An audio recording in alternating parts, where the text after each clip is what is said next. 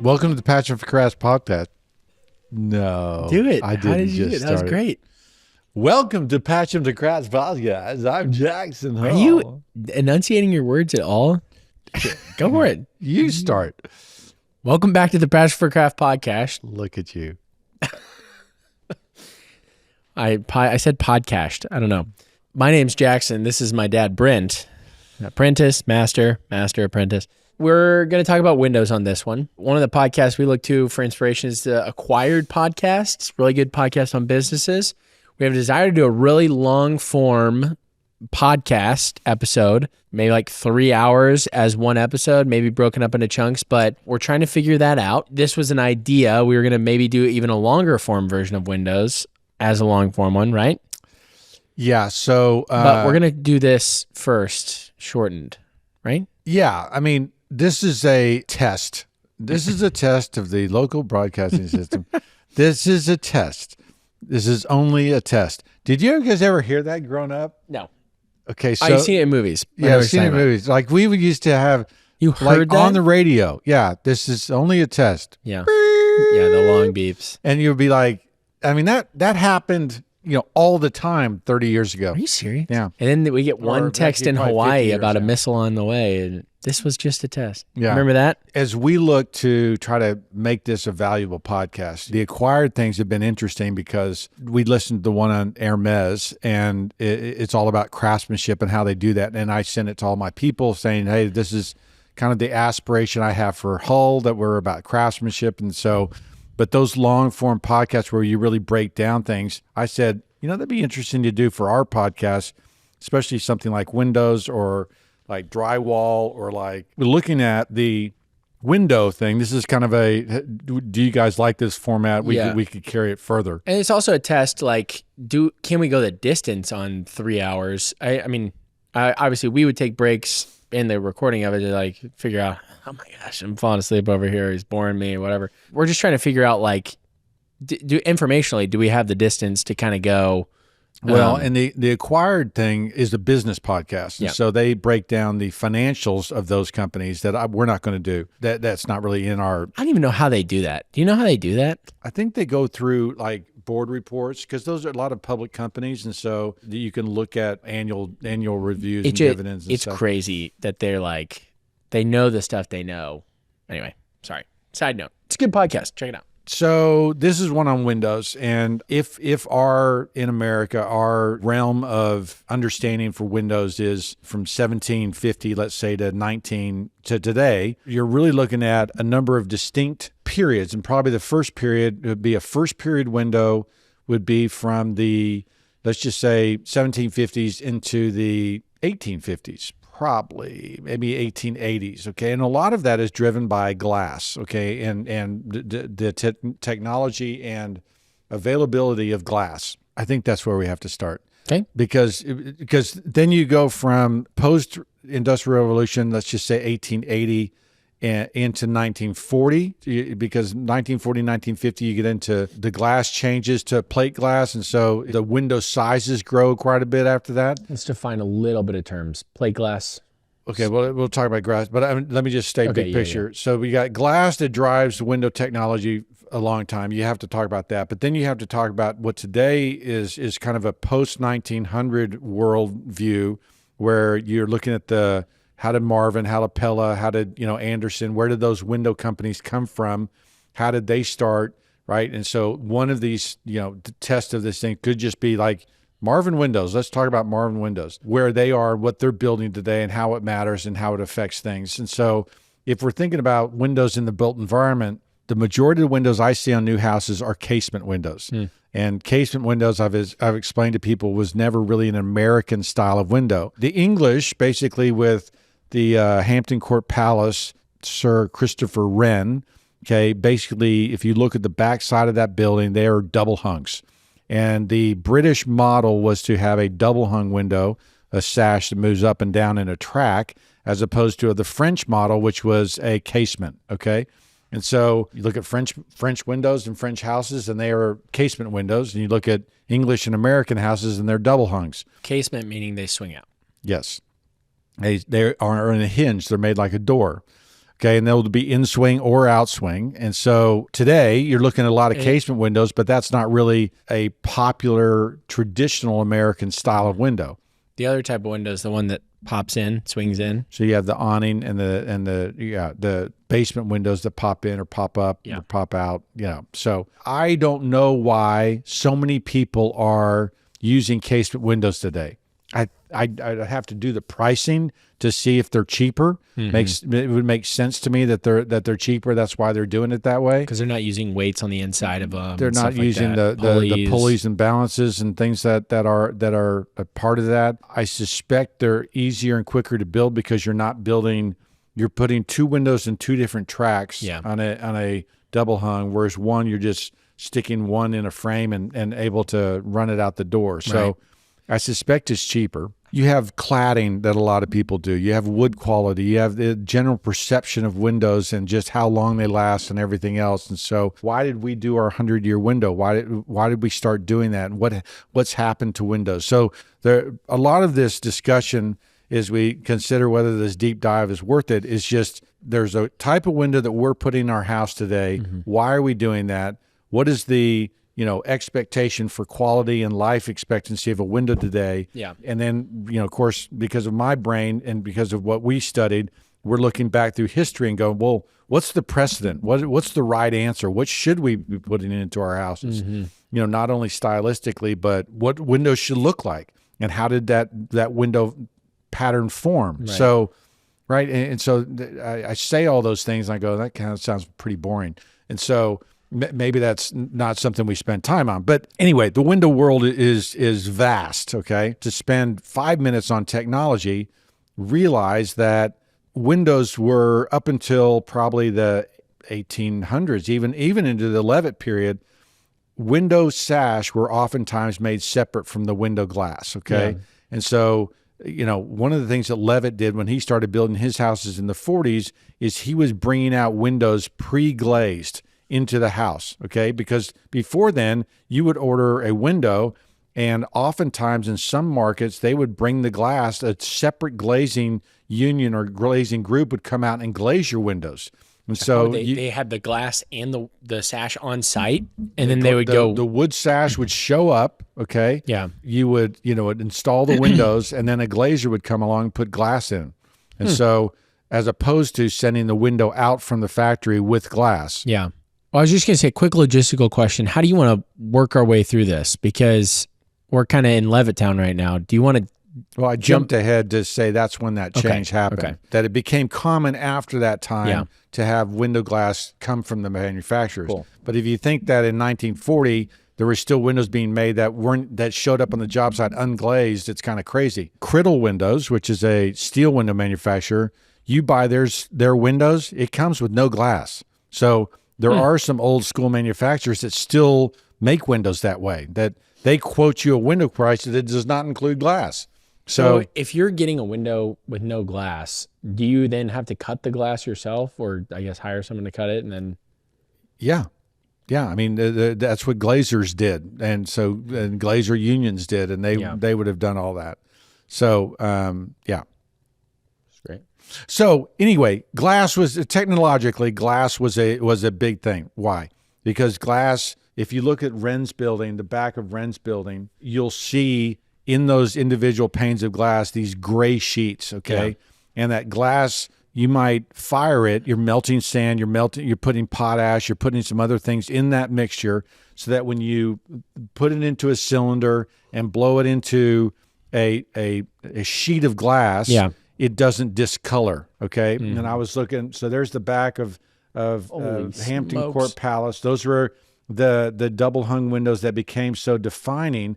But zooming in on that, you'll see some of those pieces actually are discolored, okay? Is that across the pond? Yes, that is in the UK. When was this built? Early 1700s. Okay. Maybe late 1600s. So they're still throwing glass and everything. Yeah, it would probably been like 1720, 1740. Yeah. Something like that. And so all glass, so there you see those individual pieces that are discolored. And that happened after it was exposed to UV light. So in the factory, they didn't look like it, but some of it discolored. you'll see colors with yellows and purples. At the Staub house, they're looking out of the bay window there, you'll see yellows and purples. Why did Staub in 1928 put yellow and purple glass in his windows? It was because it was natural for some of those glasses to discolor over time. You see it there. Part of the science of making glass clear was not real easy. And so the French known or was not known. Okay. And so the French were probably the best glass makers. And then the English learned it from the French. And there wasn't a glass manufacturer, I should say, there wasn't a big glass manufacturer in the United States until around 1880, 1890, okay? Holy smokes. So you sit there and go, what? Because I've got millwork catalogs from the 1890s that say British glass, still selling British and French glass in an American market in the 1880s. Okay. To put that in perspective for anyone out there who doesn't know glass, and I still think we got to back up and we got to talk about first window and other stuff like that. But to put that in perspective, in order to get glass, you had to take a plate of glass, cut it up, a sheet of glass, cut it up into whatever sizes you needed for whatever job, package them, put them on a ship, and then have that ship sail. We're not talking cruise liners with some slight rocking, like it's getting rocked back and forth and thrown everywhere. Like glass broke commonly on these trips, and then it's delivered to you months later to where you can then put it in. Like, how long is that journey? Well, it was common enough that it would have been stocked. So you would have had manufacturers, That you'd makes have sense. agents in the United States who were selling. But you see what I'm saying? Like getting glass, like for those, let's say those people who are buying the glass, who are like prepping the glass to go, I'm a glass seller. No, it's kind of shocking, right? It's so much money to get that glass over. And so Anyway. and it speaks to how labor intensive and how capital intensive starting a glass company was in the 18th and 19th century. Yeah. And so and even, early 20th century. And so it was incredibly expensive, incredibly capital intensive to do that. So whenever I learned that, Plate Glass Company, right? PPG, they were one of the early innovators to start making glass in America. whenever I look at any old house now, I'm just thinking of like that piece of glass on a ship, rocking back and forth, crates sliding around. It made it through. You know what I mean? Like that's just staggering. When I was doing research for my book, there was a company in Boston that was making glass a little bit, but there was no national manufacturer of glass. And the importance of glass is also said in the way windows were even ordered in the 17 and 1800s, where you would say, a 6-light, 6x9 window. Yeah. But what are you saying? Okay, I'm talking about I need a 6-light, so 6-light sash. Each sash is a 6x9 frame. You didn't say I need a 32 by 64 window. You described the sash that you were ordering to order the window. Yeah. The frame of that window was kind of standardized. Yeah. And you were ordering it by the glass size, because what that allowed them to do was make the sheets, cut them by 6x9 so that those things could be packed as tight as possible so they wouldn't break. Right. But you would have a standard size 6x9, 8x10 window that would end up at your job. Yeah. The other thing with glass that's something to consider is, and I don't want to jump ahead of you, I'm going to talk about how they spin them and how they cut them. When they spin the glass, basically you've got a circular sheet of glass that you end up with. So if you think about, and I don't know how big were they? About 3 feet, about crown or table glass. So there we crown go. glass. That's a great image right there. So basically, if you're talking 6x9, that takes up a portion of that 3-foot glass. Right. And you're left with these little extras that you can't really use. But so you only have a finite amount of glass with each blow. Correct. And each blow is like, you blow it, you spin it, you cut it, you lay it out. Okay, next one. Blow it, spin it, cut it, lay it out. So that's why, one reason why divided light windows, are so popular in that period of time, because, well, they couldn't get big sheets of glass. And the The reason why in the ranch period you have huge, big sheets of glass, it was the first time that they were able to make sheets that big. Technology. And so technology was driving that. And you wonder why you see the little diamond paned little pictures on old leaded glass windows. It's because that was a standard size they could get out of a sheet of crown or tablecloth. And honestly, those are the cheaper ones. Right. Like those little ones are the cheaper ones because they're often offcuts of someone buying a big guy. So after the crown and table glass, where they would basically take a molten piece of glass, a bulb with the blow puntal. They have a big pipe, a long pipe. Puntal. Yeah. And I know, I'm just describing it. And they would blow through that. They would pop the balloon that would come out, and they'd start spinning. They would create this big disc. Yeah, there's an. And then you in the middle you would have what becomes the bullseye glass that you sometimes see over doors. The transom or the bullseye right there in the middle. That might be it was a waste product. It was basically, and that's why they ended up as transoms over doors, because there's a waste piece. But then you go to cylinder glass, and so cylinder glass was, and then you see this guy standing on a platform, but he would hold on, your sentence just there, and then cylinder glass, and you see this guy standing on the platform, just minus the sneeze. That's what you just said. Cylinder glass was basically made into a cylinder. So instead of being a circular disc, there's now a cylinder. How did they draw it out like that? That it was by weight and by gravity. And so he would stand up on a platform like you see in this picture, and he would drop. He would get that cylinder hot, and then he would drop it. And he would actually swing that his pipe down, and it would stretch the glass. It would actually stretch the glass. Help me understand this. I'm looking at this image, and it looks like he is standing like this. Like he's standing up and he's blowing that way. He's going to swing that down? Yes. So is that a trough underneath him that it's going to swing into? Okay. Yeah. So he's up on a platform. He's got a trough in between him. Yeah. And he's that little brace he's got there, supports that heavy piece of glass as it's back in the furnace heating up. And then he swings it down. The weight of that glass just kind of drops the glass Keeps down. Keeps drooping. And then is he blowing while it's drooping? Yeah, but at the point he doesn't have to anymore. Because gravity just kind of takes hold. And then he'll take those, and then they made them into, let's say 8-foot long little tubes that they would then cut off the top, cut it down the middle. It would lay out flat, and then you'd have this sheets of glass, much bigger sheets of glass. Yeah. Okay, and so glass became less expensive for bigger sheets. Right.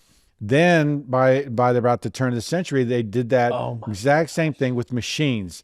And that machine would go down there, blow into a tube, lift it up in the air, and then make these bigger pieces of glass that these guys would then cut, lay out. Now, that's why up and through the World War II, you have windows with glass that is wavy because it was made in this cylinder method. And then later, they had the float glass, which is right after World War II. There's no imperfections in that glass, and you can make much bigger sheets. Is that because they press it? No, because it comes out off a conveyor line. Okay. And the glass is actually cooling on a sheet of molten tin. The glass floats on the tin. It dries and cools, and there's just no imperfection. They press out the imperfections, kind of with that big thing that comes down over top? I don't think so. Okay. It's just the heat of the tin. Yeah, the way it's laid out. I think it is rolled when it's coming through there, but it's so that it doesn't. It'll roll out any imperfection. Completely flat. Yeah. Look at that, man. So wow. So now glass is big flat sheets, right? And see how big that sheet is. I mean, it's huge, but the technology enabled them to do that. So they've got a pane that's broken right there. They should just fix it. They've got glass. In their factory? Yeah, in their factory. Yeah. Cobbler's son wears no shoes. Yeah, exactly. Glass is a big deal, okay, driving that technology. The other thing that happens, early pieces of glass, is that early sash is that they're thin. They're like 1 inch thick. And so thin glass, thin sash, you don't really have the 1 3/8, 1 3/4 glass or 2 1/4 inch sash until you get into the industrial period where, and even double hung windows aren't counterbalanced and counterweighted commonly until probably the 1850s into the 1880s. So they're hard to open. They're hard to open. And the top sash is fixed, okay, that doesn't move. And the bottom sash might have a track, and it might have pegs or a stick to hold it open. Yeah. Yeah. So when we're talking sash, right, what are you talking about? the actual moving parts in the window, the upper sash, lower sash that are moving up and down. And then the bars in the middle are called muntins. Okay. Just trying to get all the, trying to stay a big picture. As we move into, let's say, the 1900s, once you understand the technology and the stuff that goes into that, and then you move maybe into the Victorian period, when you move away from the simple 6/6 sash or 2/2. And then just right before that, let's talk about the caming windows. Like, originally, those really small, like checkered patterns that you saw, it's called caming. What you would do is you would take lead and you would form it around these windows. That's the caming process, right? Well, the lead caming is the molded lead that is kind of a U channel that is folded over the glass, and then and that was pre-glazing. When you say pre-glazing, they didn't have like window glaze that they put on, right? Well, glazing is the glass. Misunderstood something. What is the stuff that you put in? Putty? The putty? The putty. Okay, that's what I thought was glazing. Yeah. That's embarrassing. No. I mean, I think they're kind of used interchangeably depending on the context, depending on the period, depending on when it was done. And so that was pre-putty in the window. No, you always had putty glazing, right? Okay. Putty holding the glass in. Okay? Even in the lead caming days? I thought there wasn't any then. No, I thought it just fit in the channel and then they just bent it around it. No, there's still like those windows are waterproofed and weatherproofed with putty. And so you don't necessarily see it. Yeah. But I've watched them glaze windows, and they'll take a little piece of putty and they're just rubbing it back and forth across the glass in different directions. And that putty is going into that channel that's holding the lead channel, and it's kind of keeps the water out. It keeps the water out. It makes them weatherproof. Okay, so that's the first style of window, right? Was there anything before that? In America, at least. That's the first style of window. Yeah. I mean, you have like early windows like you see at the Paul Revere house. Those are they're leaded glass windows, right? They're casement leaded glass windows. Right. Yeah. And then wood got involved in the picture after. Yeah. So as the muntins. Yeah. I mean, I'm sure there's an historian out there that could say the first house in America to have wood sash, and I don't know what that is. That's part of the research. Like if we were doing the 3-hour one, we would have that for everyone context. And so there was a first wood window, but when did that start becoming the standard? I would say during the Georgian period. Really? Yeah, because the Paul Revere house is a first period house. It's a colonial house, and that's why you've got. It looks like a little English cottage, right? Because you've got casement windows, you've got leaded glass. Look at the chimney location. Very interesting. So that's why I would say it was first period, and then Georgian, they were central. That makes sense. Yeah. So you got a plank door, you got leaded glass windows, right? This is a first period colonial house. That's right. And so when you get into, do you know what the date is in the Paul Revere house? 1660. Yeah. I want to say. Okay. I think the oldest building in America through Dendro has been stated as 1642 or something. And so one's still standing. In any case, I was going to say that's pre-1700. So if you think about, I usually categorize the Georgian period of architecture starting in America around 1740. Yeah. And so that pre that time are colonial houses that aren't, style specific. They're They described them to us as first period. Yeah. Corbelled chimneys was like one of the ways you could tell that it was What is a corbelled chimney? It's like where the chimney has like the He says on a podcast, perfectly understand it now. Audio listeners, what I'm talking about. It looks like the upside down staircase that is, so you've got the like shaft of the chimney, and then it's like an upside down staircase walking out from the chimney, and then it kind of walks back in. So it kind of has this like a fat thing in the middle. Yeah, almost. It's right there. Where do you see that? It's right there. See how it's corbelled? Oh, you're right at the top. Yeah, right at the top. Oh, the decorative corbelling at the top. Okay. That's right. Yeah. Because the lower brick corbels is supporting the upper brick, right? I don't know. Yeah. I don't know. They just called it corbelling, and they said it's categorized as first period homes. Okay, there you go. The other thing that's categorizing them is that step off that they do. Right. because called a jerkin head or something, I think. that's right. It's Or is that right? jerkin step or something. Yeah. Yeah. Okay, so the first period house is right, and so if you're tracking when the double hung becomes popular, it's in the Georgian period, 1740, 1780. Most houses after that period that are of any significance have a wood sash double hung window. Okay. So Double hung. Yeah. Does double hung always mean they both move? No. Okay. No, it's the configuration Yeah. of a top and a bottom sash. What is single hung then? Where it's just a plain. Single hung is when you get into the, like, say 1910, most windows by that time are counterbalanced. Okay. Yeah. And to order a window single hung is actually a cheaper way of ordering it so that they don't have the weights and pulleys. The top window would be fixed. And so it's single hung. Yeah. So because I would think that a standard in 1900 is that you order a double hung window, both sash are operating. Yeah. And if you ordered it single hung, you're saying, I don't want that top sash to move. So would these first period ones that didn't have the top sash moving, would they be single hung or would they still be double hung? Technically single hung. Okay. Yeah. By today's standards. Actually, they're not hung. Okay. They're not hung with weights and pulleys. They are Oh yeah, it's just a sliding operating. It's just a sliding. It's an operating sash. It's a casement window. No, it's not a casement window. It's a sash. What is it? It's casement, and what's the other type? It's a double hung configuration. Okay. Okay. But neither sash are, if you wanted to get technical, neither sash are hung. Right. Okay. With weights and pulleys, and because that's essentially what you're doing. You're hanging the window in the pocket with the weights, and so neither sash is hung, but it is an operable lower sash. Mm-hmm.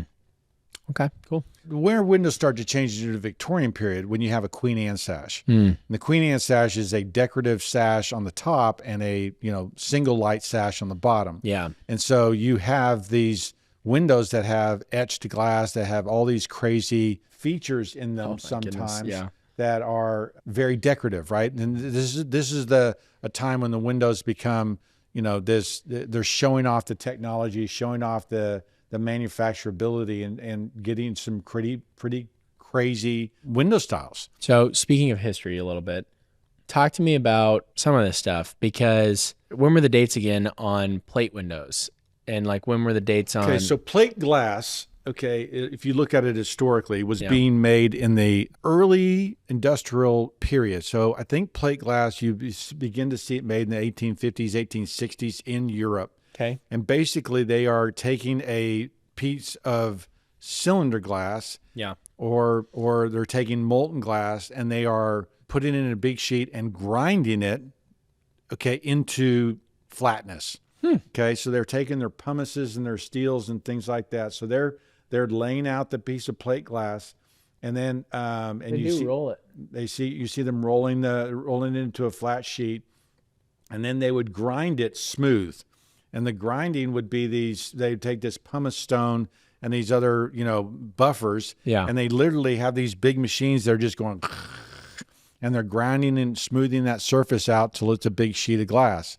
And so is that fine enough of a material to where it's not going to leave behind scratches and stuff? You don't see any scratches the way it's buffed out. And that's an industrial process that would have been. So by the 1880s, 1890s, you'll see these huge wheels that are turning. They're taking that glass and making it flat, and that's why you have storefronts in that late 1800s, early 1900s, big pieces of glass, right, which wouldn't have been cylinder. They were plate glass, and they were big plates of glass, and so that's where plate glass comes from. So, I guess I'm looking at those Queen Anne ones. So those were all cylinder. Yes. Wow. Yeah. As I remember, there are ways that you could have had in those old books plate glass for your windows, but it was like asking for the best glass possible to be put into your windows. So there's no movement, no imperfections. Yeah. And so very wealthy people might ask for plate glass in their sash as a show of, wealth. You said it was as early as the 1860s in England, so they would still be shipping it over if that was the case? Yes. Well, that is crazy. As you move into the other thing that we need to remember, that as we move into the 1900s, let's just say 1900, every lumber yard in America, That's an exaggeration. Most good lumber yards in America would have had a sash department, would have had a team that could make sash. And I know that there are still lumber yards today that will make sash. Does sash include the muntins?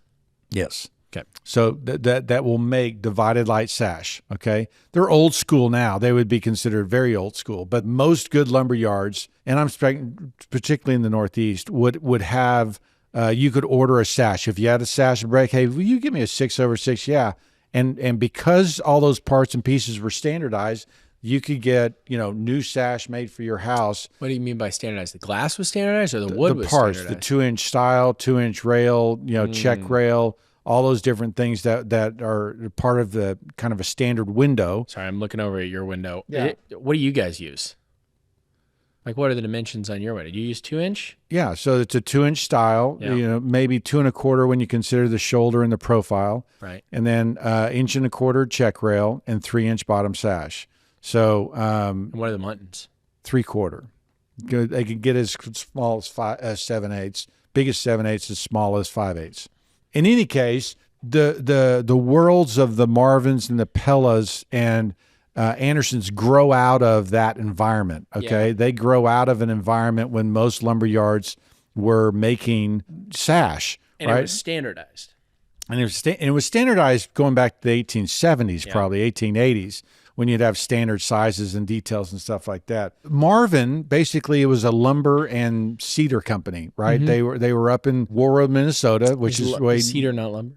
Yeah, but they were doing like cedar ash. They had a special use for cedar that they were doing. Okay. And so this Warroad, Minnesota is a really small town in northern Minnesota. Mm-hmm. And so it's not a huge city at all. In fact, looks mad. One of the biggest challenges that Marvin has is finding people who can work there because they I don't know how big Warroad, maybe it's 20,000 people, 30,000 people. At the time or currently? Currently. And Marvin employs like 50,000 people, right? And so they've got people coming from all over that region coming to work for them. So I never realized Marvin was in such a small town. That's kind of hilarious. Yeah, it's a really small town. Well, they started in the early 1900s.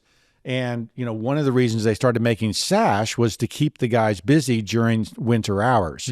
So they're a lumber company, right? And so that wasn't atypical of lumber companies making sash, kind of, making time while winter is going on. In any case, that's the environment they come up in. So Anderson was a frame company. They made frames. In fact, I've got ads in my library of Anderson silent type frames, Anderson solid white pine frames.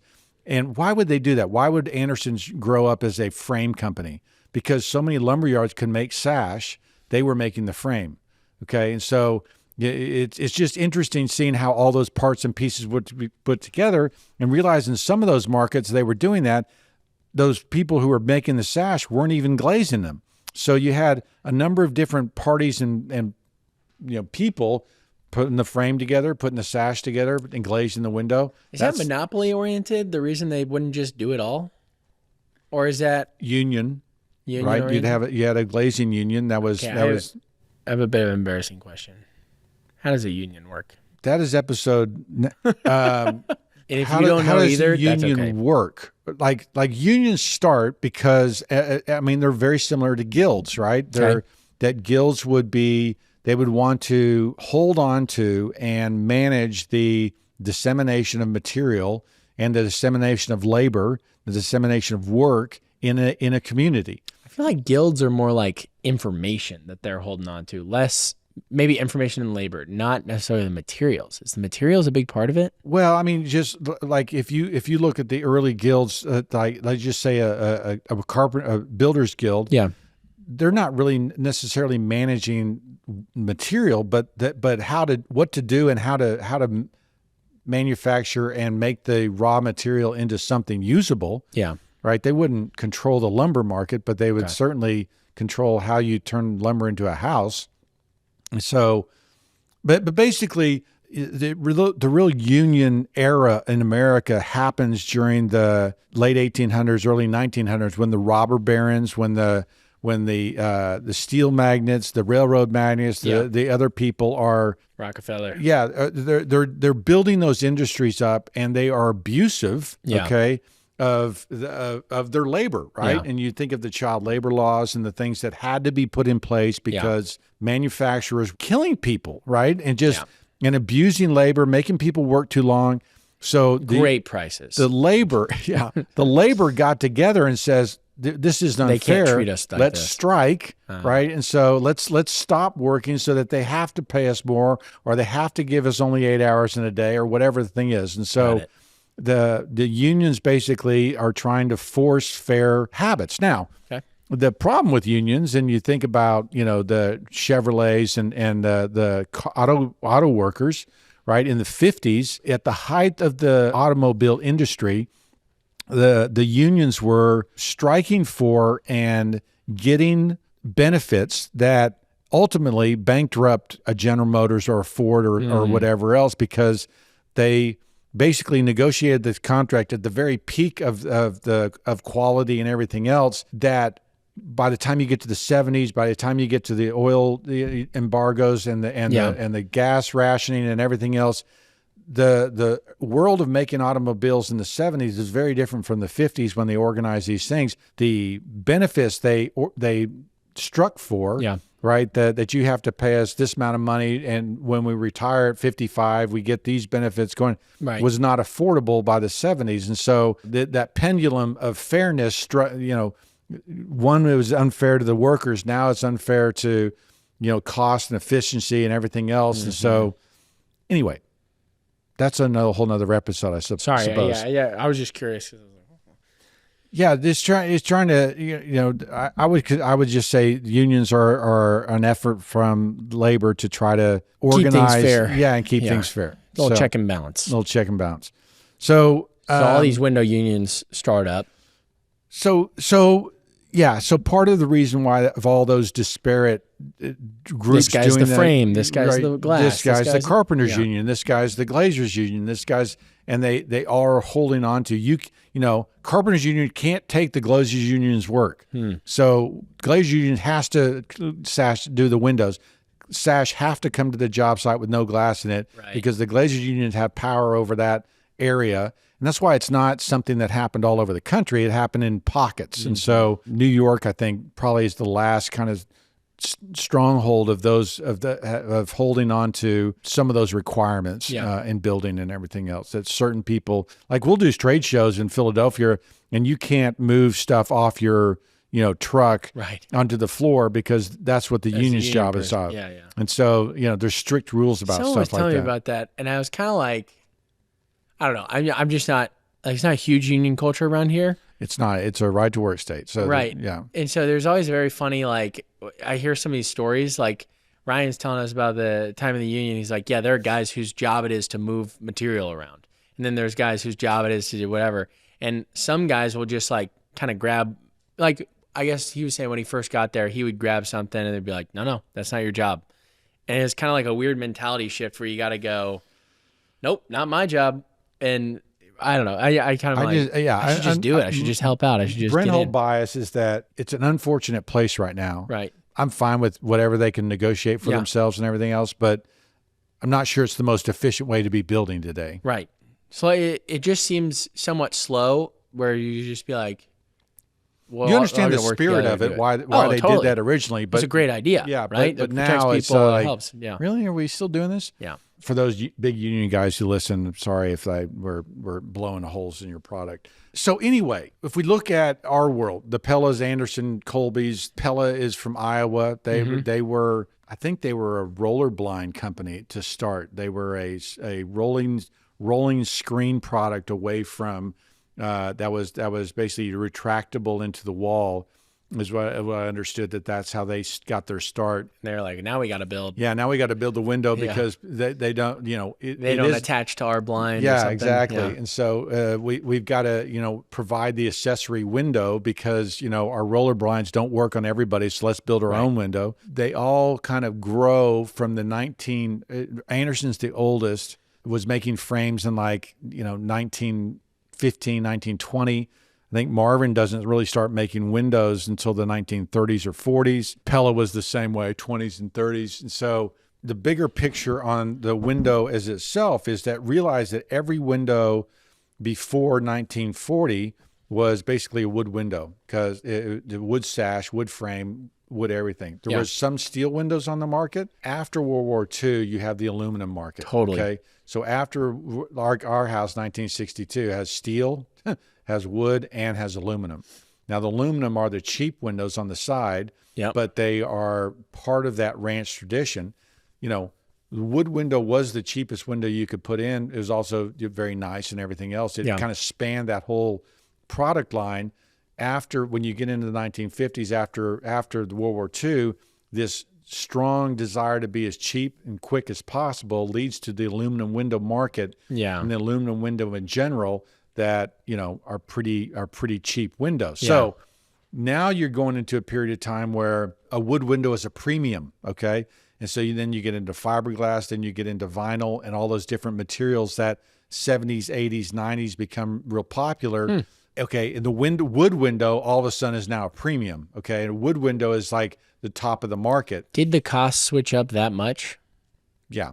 Okay. Yeah. So just because they had so many metal factories and other like factories from the war, then all those materials were easier. It's cheaper, faster to work with.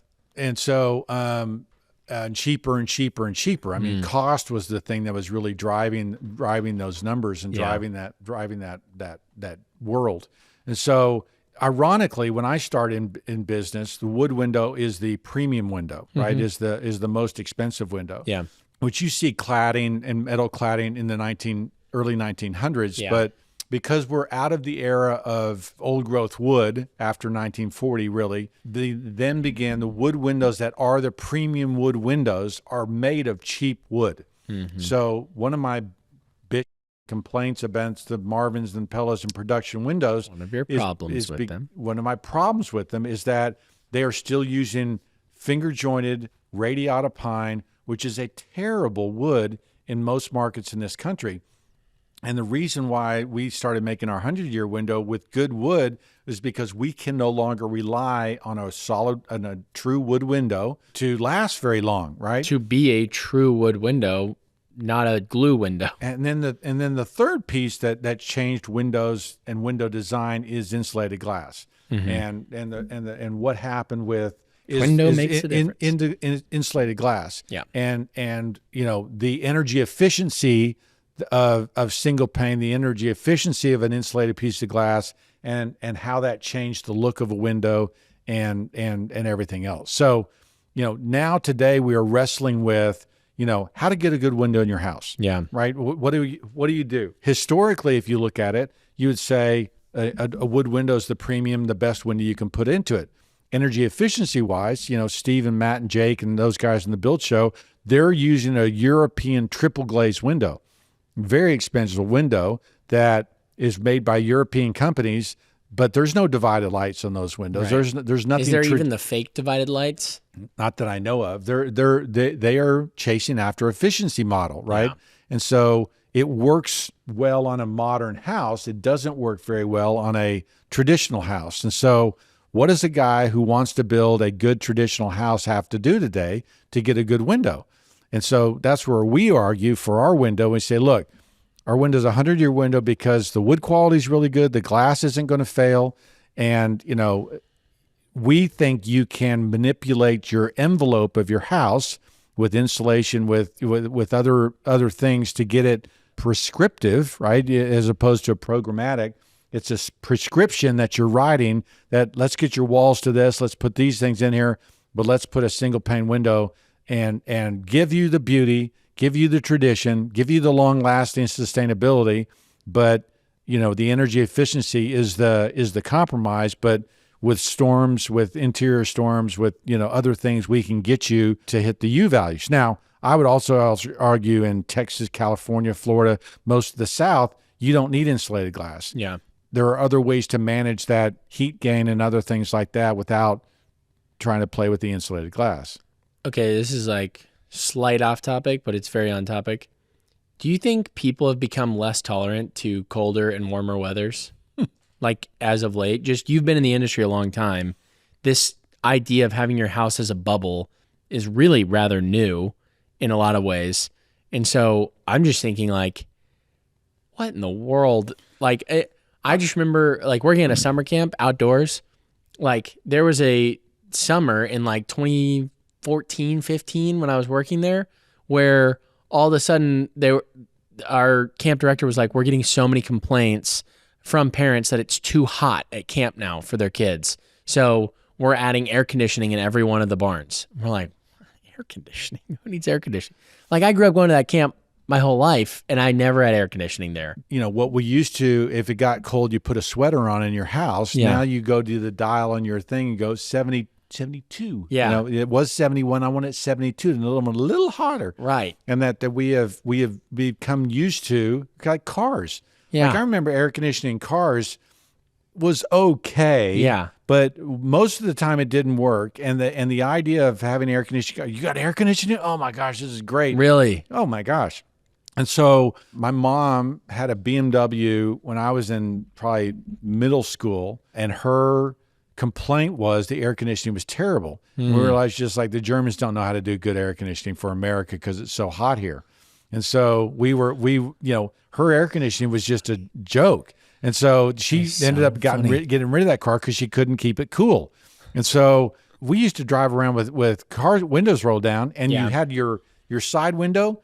It turned purposely so that it could direct air right on you, so it wasn't so hot. I know those. And windows, so yes, there's no doubt that we have this technology has spoiled us and created an expectation that it has to be, well, I'm cold. Well, turn it up 1 degree, and you're like, that isn't real. 1 degree. Yeah, and I know. I do it in my house. So I'm hot. 1, 2. Like yeah. I mean, it's just we're trained ourselves to be ninnies. Yeah. Well, I guess the reason I bring it up is because going from Texas to Colorado to Boston. You're in Boston. Yeah. Thank you. Where? Doing that kind of jump around, I'm kind of like, how in the world is this? I don't know. It keeps blowing me away. I keep getting blown away every single time because they're not allowing fireplaces on new builds in Boston homes because it's going to let in too much cold air. And I'm looking at some of these old homes. I'm like, these are drafty old homes. Like the idea of having a sealed house that's going to be whatever. Like the reality is the homes were probably 60 degrees on a warm day. You know what I mean? Like I remember warm winter day. Well, I mean, if you look just demographically, at the migration in America of where people live after 1950, after the period when air conditioning became available in houses, is when the general southern migration began to happen. And most people move south now. If you look at the U-Haul maps of where people are moving, it's south. They're not moving north, and so it's easier to cool. That's only available, right? I think that's only true because of that. So there's a general overarching thing. I can't imagine living in a 1950s house without air conditioning when windows don't open, right? And so. Well, that was the other thing at Texas. At camp, whenever they added the air conditioning, the units kept freezing over because they were working so hard. And so what we had to do was we had to put plexiglass over every one of the screen windows so that it actually kept in the cool air, so that they wouldn't start freezing over. Yeah. Anyway, but then when you do that, if you don't have the AC on, you're going to be miserable. Yeah. So you're creating a sauna, unless it's a catch-22, right? Like it's because if you have the open house, open concept, everything, it breathes and it's nice and it's airy. What we're creating, like I've said this before, but if we go to the zombie apocalypse when there's no electricity, we like our ranch house we couldn't live in. No, we don't have any windows that open. No, it's just okay. All of a sudden you're moving back to bungalows where you've got windows that open and close because otherwise you wouldn't survive. Because the ranch giant windows makes a greenhouse effect in the day, and yeah. So anyway, that's so interesting. All right. Okay. So there's Windows. There's the semi deep dive into Windows. you guys will have to let us know whether you like that or not. And I mean, we could talk a lot more quality of windows. We could talk about Pella Anderson, the reputation that they have nowadays. Talk about custom window shops. Percentage of the market that they own. Percentage of the market that they own. Right. We do a cost comparison. We can do a lot of stuff. Yeah. So anyway, food for thought. Yep. Let us know how you thought this style went. We want to continue to grow and do better on these podcasts. And so, if there's a better way of doing it, we want to figure it out. Thanks for watching.